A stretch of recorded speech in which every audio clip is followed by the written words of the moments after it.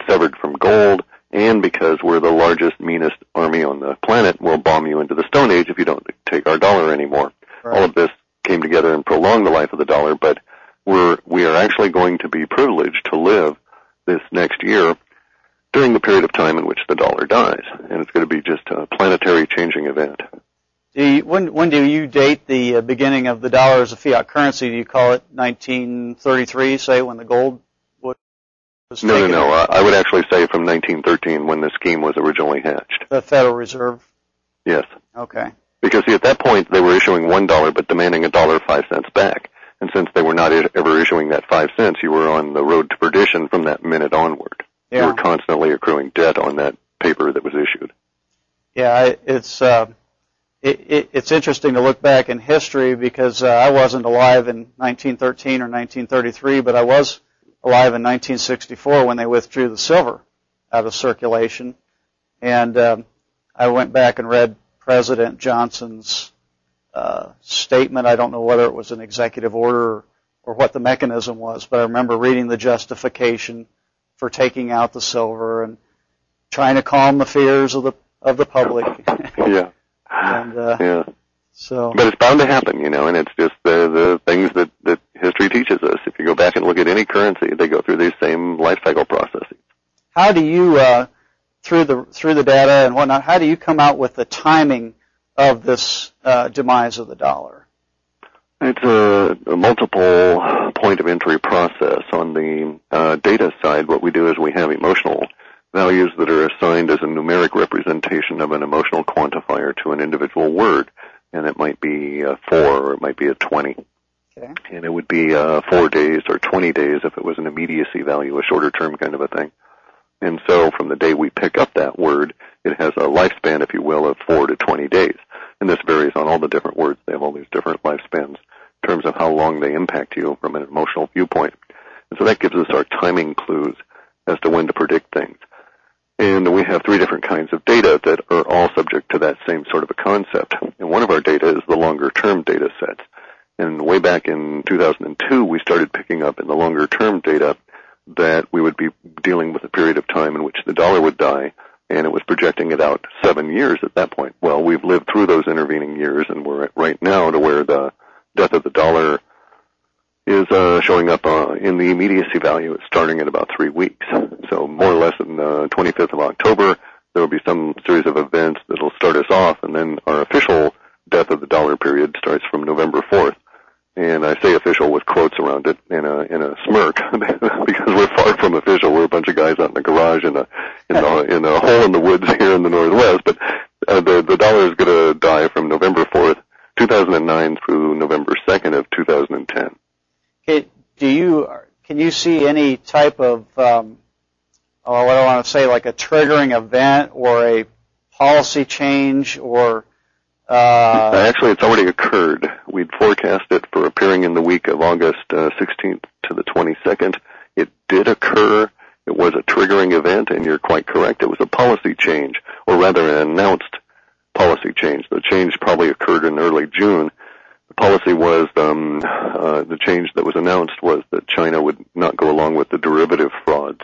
And we were forecasting that there would be something showing up in the visibility, that is to say the mainstream media, about that time, and we've been forecasting it for, I think, about 8 months, and that would relate to derivatives. And sure enough, here we go. China says, hey, we've been defrauded by you. We're not going to stand by these screwy contracts. Okay. Yeah, that makes sense. Now, and that truly was the triggering event, and we'll all come to realize that over the next 5 or 6 months here. Right. I guess then going a little further in the report, then you talk about this being the worst possible time in which to try to do business, and you mentioned that it was like the strongest emotional,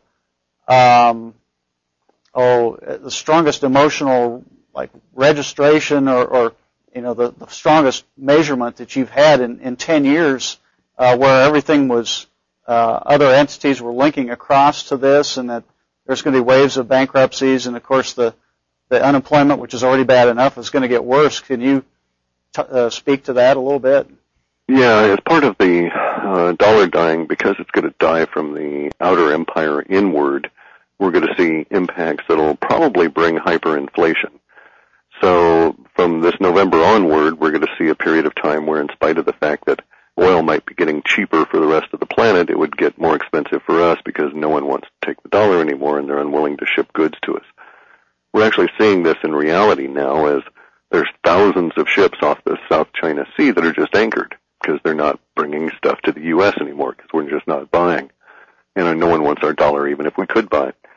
So that's going to start off, and then the dollar pressure across the rest of the United States in terms of the social infrastructure is going to start exhibiting some strange effects. It'll reduce the number of people that are working down to basically just government. And even those people will find themselves in a kind of an interesting position as we get into hyperinflation. This is a period of transformation, we've labeled it. And this transformation, when it hit Germany in the Weimar years, took Germany into the Nazi years of Hitler as a result of transforming them through the huge crash of their currency. So there is a real potential for us to repeat those same kind of mistakes and end up as a really bunch of nasty, fascists, simply because we'll be subjected to the same sorts of stress. And it's going to be quite dire. If you really want a picture of what we're going to have to go through, then you need to read up on the Weimar Republic years of Germany. Yeah, and I've done a little reading on that. I've seen that obviously you go through all the economic upheavals, and even beyond that, the commentary of some of the authors was the effect that it left the people demoralized because they found out that their savings, of course, were vaporized by the hyperinflation. And they had tried to live their life according to the rules, so to speak, and then found out they were completely destroyed as a result of that. Yes, we have an interesting wrinkle to that didn't exist at the time that may pull us out of the otherwise planned march into fascism. Bear in mind the powers that be will use periods like this to try and move us in mass the way they want. But you're quite right. The demoralization of the people at the time in Germany was really what led them into the position of being able to be rebuilt, so to speak, as a unified nation under Hitler, because he spoke to them and got them in not from an economic viewpoint, but rather from that deep core human level of what it was like to be Germanic. Now, we're going to face kind of the same situation relative to the dollar dying and all those same kinds of pressures, but we have an interesting little wrinkle here. And that is that our data suggests that as the government starts to coagulate or shrink down relative to the amount of money it can spend, as most of the rest of the nation goes into unemployment and hyperinflation, some of the barriers that are between us and what the shadow government holds secret are going to fall. And some of those secrets may come out in time in order to radically change our paradigm and kick us all into an entirely new view of the future and where we will fit into it. It's quite probable at some level, I don't know, it's certainly possible that the level of probability we could assign a number, but it'd probably just be speculation. But it is probable that the government won't be able to maintain the secrecy apparatus because it won't be able to afford it. Okay. And the real thing about secrets is that they're all interrelated. So once they start coming out at the periphery, they're going to just basically tunnel right into the core, and there's nothing that the government or the officialdom can do about it. In spite of the fact that we've got one of the greatest secrecy structures on the planet, the sheer mass of the things that they're keeping secret works against them under times that we're about to face. So it may be that for instance, we find out that, the United States, the populace here has been paying for and refining free energy and anti-gravity since the 1950s. And, now's the time we can let it loose. That stuff has some possibility of, or some level of probability of occurring. So what does this be like, leaks out through the internet of disaffected individuals, or? Some of that, but also we're going to face a really nasty period of time where we have food riots here in the United States. Okay. The situation on the planet is not good. We've got a collapsing biosphere for the planet as a whole, an unstable environment. That instability is not generated by us, and I doubt it's even aggravated by us, but it's certainly going to affect us. And it already has. If you look at things from the way that Buckminster Fuller, for instance, and other aggregators of information look at them, we're in the 8th year of a collapsing food chain, where we're having less grain output every year than the year before. Past year has been very bad for the production of food and of all different kinds. This food going to actually get to the point where, combined with the death of the dollar, we're going to have starvation and potential famine here in the United States. Some of our data suggests that during food riots, some areas of what is now nominally in the control of the U.S. government and actually is owned and paid for and controlled by the shadow government behind our government, some of these areas are going to be looted because people will think they're vast storehouses of food. And instead they won't find food, but they'll release some of this other information, and once that process starts, there you go. They'll find vast warehouses full of file cabinets. Well, not necessarily even that. Who knows? You know, maybe a big hole in the ground with a couple of spaceships for all I know. But what we do know is that they're underground, and they'll be rather shocked. But again, once it hits the internet, then it's there for everyone, and it starts this process going. Interesting. One question that we've had asked here is there any data concerning higher education? What's going to happen, I guess, to our education system or changes, effects of this on that? Well, we're actually, from my viewpoint, and I'll be real cynical here, the collapse of the dollar will allow us to have an educational system instead of a school system. And there's a big difference between the two. The higher education system, that is to say, higher education, in my opinion, is only self-directed now. Anything coming out of a school system is limited to how academia wishes you to believe. And anything that's guided by a peer review system is obviously demanded to begin with because it allows the least among us to regulate what is allowed within everybody's purview. So, but at the moment, what they're probably asking about is relative to the K through 12 situation, how are we going to deal with that? And as part of the dollar collapse, the university structures as we have them now will collapse at the very beginning of this process. So if we get into really heavy dollar collapse, say in March of next year, then I would suspect just before March we'd start seeing universities in dire need, shutting doors, can't get funding, being on their knees with the federal government, desperate for bailouts. But it won't matter at that stage because we'll have hit hyperinflation and they won't be able to print the money fast enough. So will they begin to print the money as a way of trying to desperately patch it together, and then it just gets to the point where it becomes the dollars become worthless? Is that how you see it unwinding? In other words, that's already happened, actually. I mean, you have to think about it that way.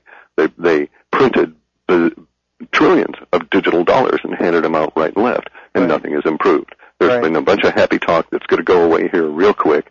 Once the happy talk is gone, the despair is going to settle in, and then the actual real repercussions come from that. We already have tens of thousands of people that used to be students that can't get student aid or loans and can't continue. The stress is being felt everywhere. To think otherwise means you're simply not paying attention. Cliff, we need to take a short commercial break, and we'll be right back here momentarily. That's fine. Thank you. Welcome back to cpnlive.com. I'm Tom Brush, your host, and today's guest is Clif High, author of the report known as The Shape of Things to Come. We were just talking about some of the economic implications of what the data in the report reveals. And we had another question here from one of our chat listeners, Cliff, and that was if the dollar is going to flop, basically, is there going to be any kind of a global currency introduced, and will it be successful? We don't have anything in our data to suggest that. No. It's going to have big impacts on other currencies as the dollar goes down. There's no real suggestion at this point that anything other than an ounce of gold or an ounce of silver will be accepted as a gallon of oil, something solid, will be accepted as currency in the future. Okay. Basically, the long-term stuff we do show, though, shows a calorie-based economy, energy, extra food calories, and then secondary storage of wealth in the form of silver and gold and other precious metals. Sure. And that makes sense. And I think that, if you look at what's happened in the metals markets, particularly the physical metals markets over the last year since the banks started collapsing, there seems to be a recognition of that. There's shortages, have been shortages